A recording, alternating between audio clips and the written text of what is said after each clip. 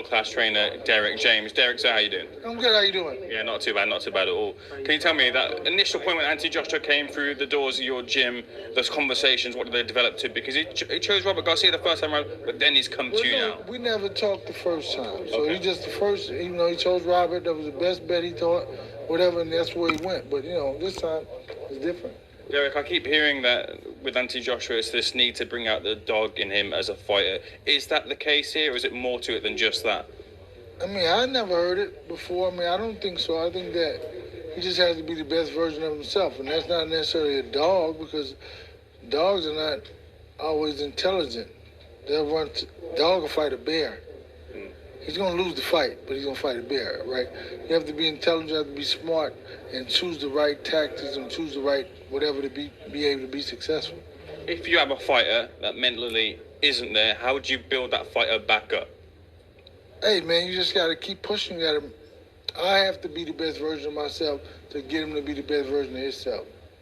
And just to wait for that, Errol Spence, what's the latest with him? We're hearing talks of maybe him moving up a division.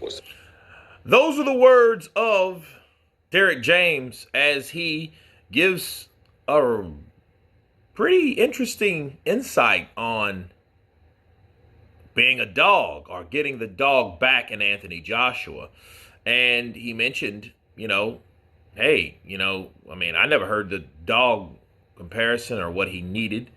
And dogs, you don't necessarily have to be a dog, just the best version of yourself, because the dogs are not always intelligent. And you know what?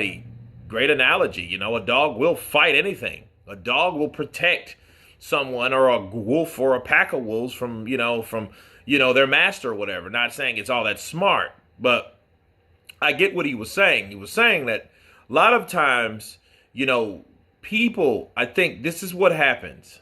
And this is what happened to Anthony Joshua. They seen him go balls to wall with Vladimir Klitschko.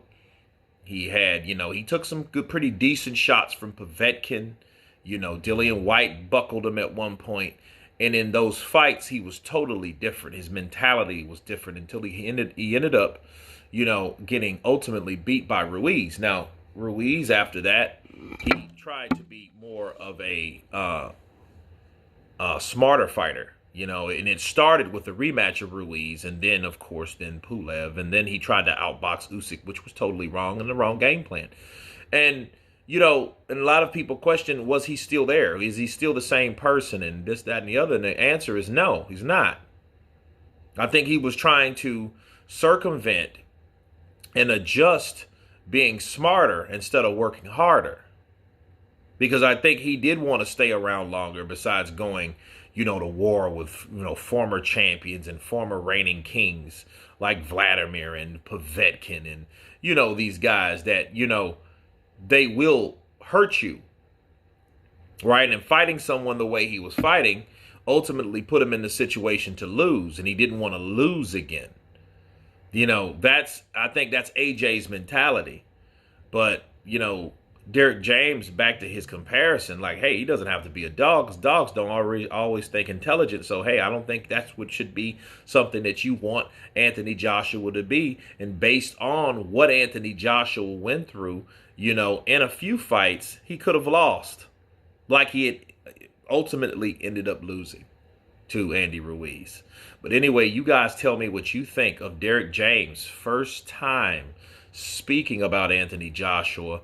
And you guys tell me what you think. Of course, please subscribe. And you guys been Counterpunch. Peace!